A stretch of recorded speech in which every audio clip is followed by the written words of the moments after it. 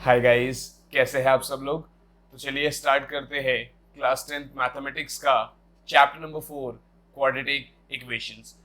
Students, आप लोगों ने चैप्टर नंबर 2 पॉलिनोमियल्स में क्वाड्रेटिक इक्वेशन के बारे में पढ़ा था।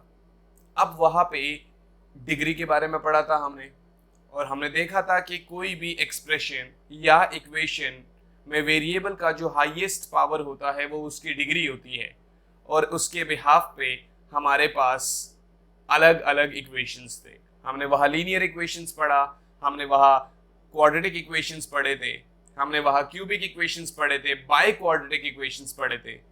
उनमें से हमने एक क्वाड्रेटिक इक्वेशंस उठाया जो हमारा एनसीईआरटी का चैप्टर नंबर 4 है। अब हम उसके बारे में अच्छे से पढ़ते हैं। तो बेटा देखो, क्वाड्रेटिक इक्वेशंस में जो जो पॉइंट कवर करने हैं वो मेरी स्क्रीन पे है। सबसे पहला पॉइंट अगर आप देखेंगे, check whether equations is quadratic और नॉट। अब पहला पॉइंट तो यही देखना है कि इक्वेशन क्वाड्रेटिक है या नहीं है, और अगर इक्वेशन क्वाड्रेटिक है तो we will have to solve that equation. तो अब जब हमें उस इक्वेशन को सॉल्व करना है तो उसका सोल्यूशन बेसिकली दो तरीके से होता है। One is factorisation and another one is quadratic formula. Student, quadratic formula भी बहुत जरूरी है, फैक्टराइजेशन के बारे में भी हम कुछ पढ़ते हुए आ रहे हैं। उसके बाद एक और method which is method of completing the square. अब ये जो मेथड है बेटा, ये बेसिकली तो हमारे सिलेबस से रिमूव हो चुका है, मैंने फिर भी अपने कोर्स में डाला है ताकि आप लोगों को ये ना लगे कि एनसीईआरटी में दिया हुआ है तो हमारा कुछ मिस हो रहा है। नेक्स्ट इज, जो हम वहां पॉलिनोमियल्स में जीरोस निकालते थे अल्फा बीटा के फॉर्म में, जो एक्स की वैल्यूज निकालते थे बेटा, वो यहाँ पे हम रूट्स के फॉर्म में पढ़ते हैं, उसी को रूट्स बोलते हैं। और बेटा वो रूट्स हमारे पास अलग अलग तरीके के होते हैं, तो हमें यहाँ पे उन रूट्स का नेचर भी फाइंड आउट करना है। उसके बाद कुछ हमारे पास वर्ड प्रॉब्लम्स है, हर एक एक्सरसाइज के पीछे कुछ वर्ड प्रॉब्लम्स है, वो भी करने हैं। तो देखिए बेटा, अभी इस लेक्चर में मैं एक्सरसाइज 4.1 कराऊंगा, उसके बाद इसी तरीके से पार्ट बाय पार्ट आपको लेक्चर मिलते रहेंगे। तो चलिए शुरू करते हैं हमारी एक्सरसाइज 4.1। देखिए स्टूडेंट्स, एक्सरसाइज 4.1 में जो आपका, यानी कि जो मैंने आपको पिछले उसमें फर्स्ट पार्ट बोला पिछली स्लाइड में, that is check whether the following are quadratic equations और नॉट, वही बताना है हमको। देखिए बेटा, सबसे पहला पार्ट अगर आप देखेंगे, आप यहां लिखिए पहला part which is x plus 1 का whole square equals to 2x minus 3, right. अब ये ऐसा है, आप यहां देखिए, सबसे पहले आप LHS सॉल्व करिए, फिर RHS सॉल्व करिए, और फिर उसके बाद अब इक्वल्स टू 0 रखना है आपने, RHS को 0 बनाना है, कैसे भी करके आप बाकी सारे पोर्शंस को आपने LHS में शिफ्ट करने हैं। देखिए, this is a plus b का होल स्क्वायर। आपको बताऊं, बिकॉज a प्लस बी का whole square equals to a square plus b square plus 2ab, so therefore x plus 1 का whole square will be x square plus 1 plus 2x, which is equals to 2x minus 2 3s are 6. This is x square plus 1 plus 2x minus 2x plus 6 equals to 0. अब क्या होगा, minus 2x से plus 2x cancel out हो जाएगा। We will be having x square plus 7 equals to 0. अब ये तो है, बहुत सारे बच्चे ये कहते हैं सर चैप्टर सेकंड अगर हमने नहीं करा तो कैसे पता चलेगा। तो बेटा मैं आपको यही बता देता हूं, क्वाड्रेटिक इक्वेशन वो इक्वेशन होती है जिसकी डिग्री 2 होती है, यानी कि ax square plus bx plus c equals to 0, ये क्वाड्रेटिक इक्वेशन का एक जनरल फॉर्म है बेटा। This is the general form of quadratic equation. अगर किसी भी इक्वेशन में या किसी भी एक्सप्रेशन में, यहाँ पे तो खैर इक्वेशन पढ़ रहे हैं, किसी भी इक्वेशन में अगर डिग्री 2 है, that means that is a quadratic equation. अब इस फॉर्म में आप देखो, डिग्री 2 तो जरूर है लेकिन x नहीं है। आप कहेंगे सर क्या ये क्वाड्रेटिक इक्वेशन है या ना है? बिल्कुल ये क्वाड्रेटिक इक्वेशन है। यहाँ पे x बेशक नहीं है पर आप इसको ऐसे लिख सकते हैं, x square plus 0 into x plus 7 equals to 0। अब ये क्वाड्रेटिक इक्वेशन है कि नहीं है? बिल्कुल है। मैं इसमें एक कोई और पार्ट आप लोगों को कराऊंगा, बाकी सब आप खुद से करेंगे। देखिए कोई भी पार्ट उठा लेते हैं, खैर कोई मतलब ऐसा कुछ हार्ड एंड फास्ट रूल नहीं है कि मैं डिसाइड किया हुआ कि नहीं मैं यही वाला पार्ट कराऊंगा, कोई भी पार्ट उठा सकते हैं। सपोज करते हैं थर्ड पार्ट उठा लेते हैं। देखिए x minus two into x plus one equals to x minus one x plus three. ये क्या होगा, कैसे होगा? देखो बेटा x into x x square plus x into one x minus two into x two x minus two plus one minus two equals to देखो x into x x square plus three into x three x minus x into one x minus one into three minus three. ध्यान से देखना बेटा, सारी चीजों को आप LHS में ले आओ। पहले तो इनको सॉल्व करो। Plus x minus two x minus x बेटा minus two minus x square, ये plus three x minus x two x, इधर आके माइनस टू एक्स बेटा, ये माइनस थ्री इधर आके plus three equals to zero. आप ध्यान से देखना, minus x minus two x कितना बचेगा? माइनस थ्री एक्स, पर उससे पहले एक्स स्क्वायर से एक्स स्क्वायर काट लो। Minus x minus two x minus three x minus two plus three plus one equals to zero. क्या ये एक क्वाड्रेटिक इक्वेशन है? आपका सीधा सीधा answer but obvious, no sir this is not quadratic equation. Reason किसी ने पूछा तो आप क्या कहेंगे? आप सीधा एक ही बात कहेंगे, सर यहाँ डिग्री 2 है ही नहीं, यहाँ तो डिग्री 1 है, और आप सभी को पता है कि डिग्री 1 का मतलब क्या होता है? लीनियर इक्वेशन है ना। तो ये हमारा फर्स्ट क्वेश्चन हो गया बेटा।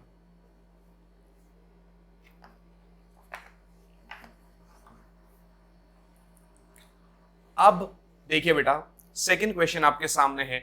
इस सेकंड क्वेश्चन में ये 4 पार्ट है हमारे पास। इसमें पहले पार्ट की तरफ बढ़ते हैं। देखिए आपका पहला पार्ट क्या कहता है? The area of rectangular plot is 528 metre square. बेटा रेक्टेंगुलर प्लॉट बोलते ही आप सबसे पहले अपने माइंड में सोचो और यहां बनाओ क्या?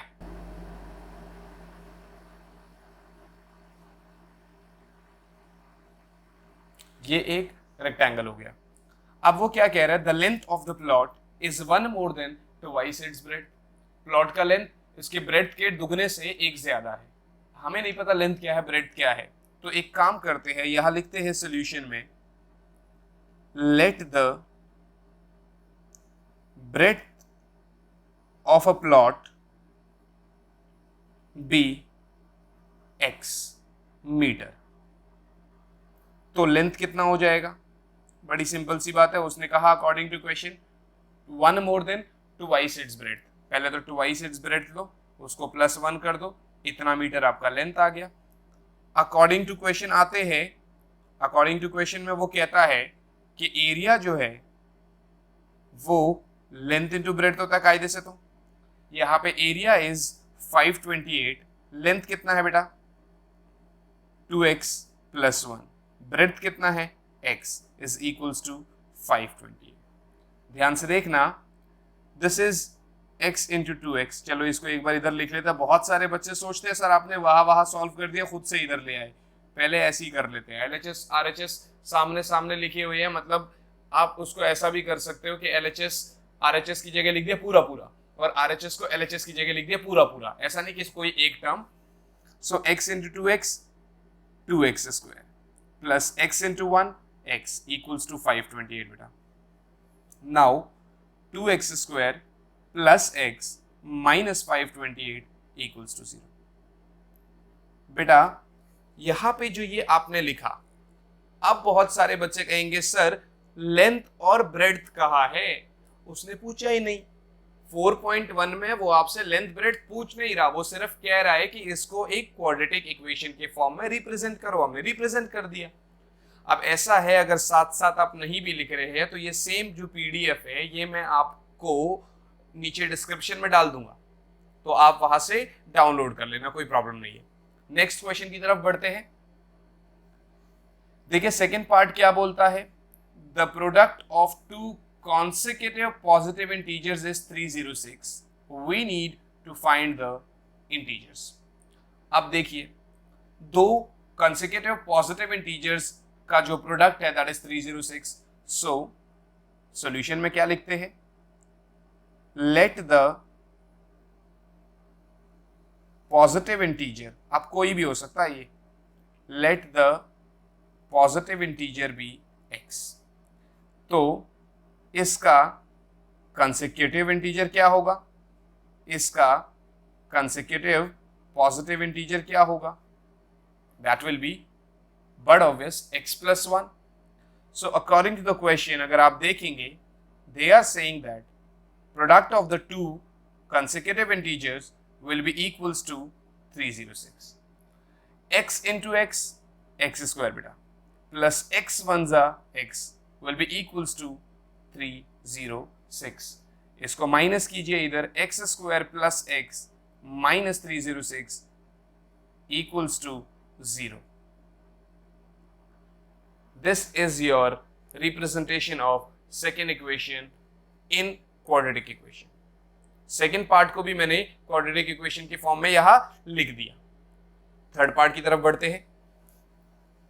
ध्यान से देखिए बेटा, ये थोड़ा सा जरूरी है. इसके सॉल्यूशन की तरफ चलते हैं. सबसे पहले क्वेश्चन देखते हैं. कहता है Rohan's mother is 26 years older than him. Rohan की जो मदर है वो उससे 26 ईयर बड़ी है. The product of their ages 3 years from now will be 360. We would like to find Rohan's present age. देखो, let the age of Rohan be कितना? x. x दिन मत लिख देना, x years. Okay, so age of Rohan's mother, Rohan की mummy का as कितना है? वो ऑलरेडी क्वेश्चन में क्लियर है, 26 ईयर ओल्डर देन हिम, यानी कि x plus 26 years. The product of their age is 3 years from now. So question को ध्यान से समझना, पहले यहां लिख लो 3 years from now. 3 years from now. The product of their ages.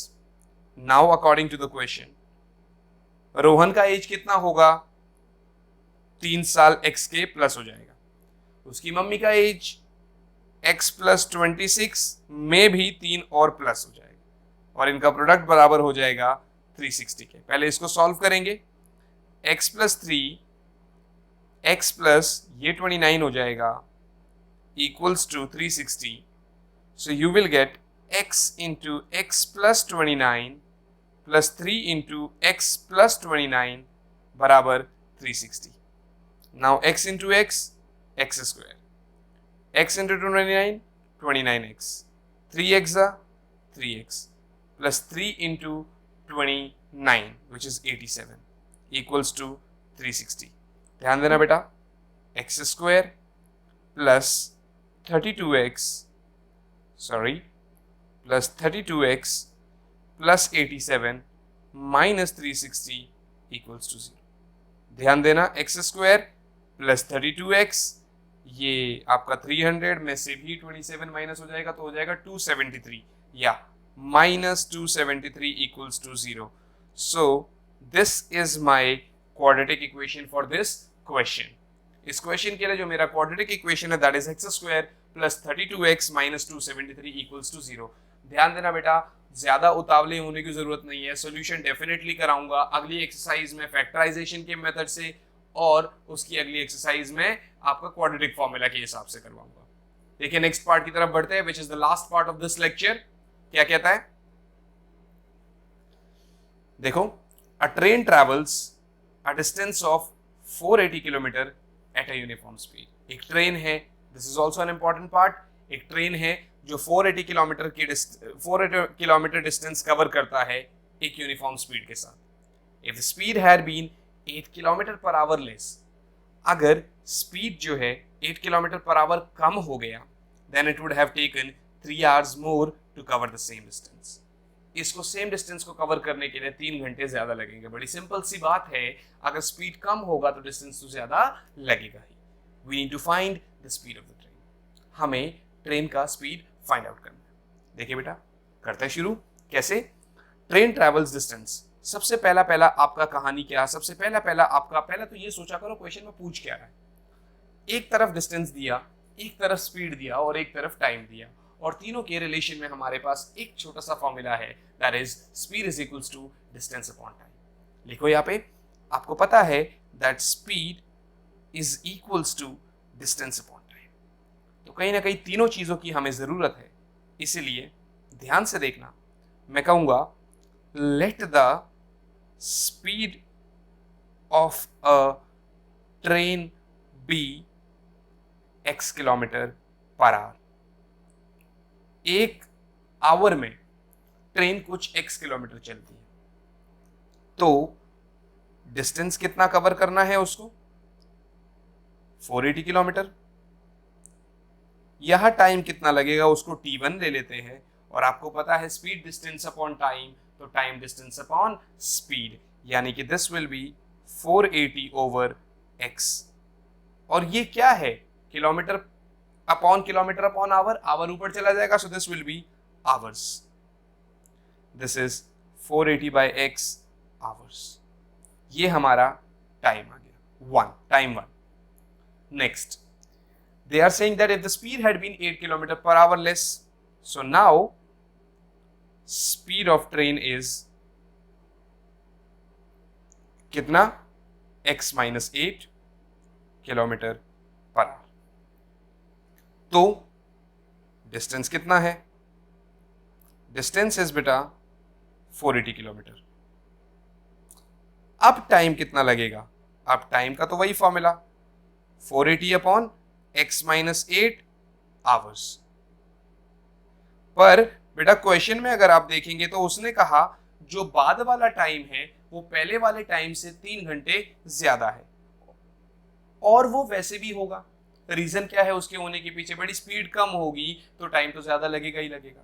तो अब अकॉर्डिंग टू क्वेश्चन देखो, जो बाद वाला टाइम था वो पहले वाले टाइम के साथ साथ 3 घंटे और लगेगा।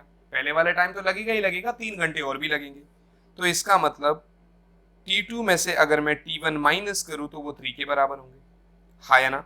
T2 कितना है, 480 by x minus 8 minus T1 कितना है, 480 बाय x बराबर 3। सॉल्व करना सिखाता हूं, ठीक है। जब नीचे दोनों पार्ट्स डिफरेंट डिफरेंट हो तो पहले एलसीएम लिया जाता है। एलसीएम में क्या होता है, नीचे तो दोनों आपस में मल्टीप्लाई हो जाते हैं, ऊपर उस वाले नीचे वाले पार्ट को छोड़ के अपने वाले पार्ट को छोड़ के दूसरा पार्ट। देखो जैसे कैसे, नीचे क्या होगा, x माइनस 8 से x मल्टीप्लाई हो जाएगा, ऊपर ये तो है, ये x मल्टीप्लाई हो जाएगा, दैट मीन्स 480x माइनस इस 480 से उसके सामने वाला यानी कि x माइनस 8 मल्टीप्लाई हो जाएगा और ये 3 के बराबर आ जाएंगे। अब आगे देखना, सॉल्व करते time 480x minus 480 into x और माइनस माइनस प्लस हो जाएगा।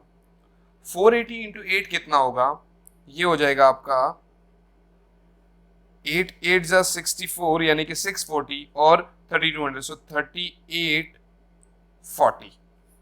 देख लेना कैलकुलेशन सही है ना, ठीक है ठीक है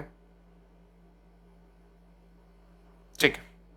so divided by x into x, x square minus x into 8, 8x, ये किसके बराबर है, ये 3 के बराबर है। इस 480x से 480x तो कैंसिल आउट हो गया। हम क्या करेंगे, 3840 को कर देंगे इससे, मतलब इस वाले को इससे मल्टीप्लाई कर देंगे, क्रॉस मल्टीप्लाई हो जाएगा। So 3 into x square minus 8x, you will get 3840 equals to 3x square minus 24x। आप एक काम करिए, 3x स्क्वायर माइनस 24x, ये इधर माइनस करिए, 3840 इक्वल्स टू 0।